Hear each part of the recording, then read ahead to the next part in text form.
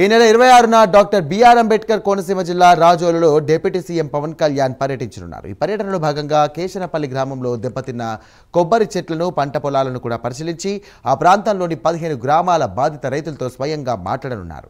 ఆ తర్వాత శివకోటి గ్రామంలో పల్లె పండుగ 2.0 కార్యక్రమాన్ని కూడా లాంఛనంగా ప్రారంభించనున్నారు పవన్ కళ్యాణ్.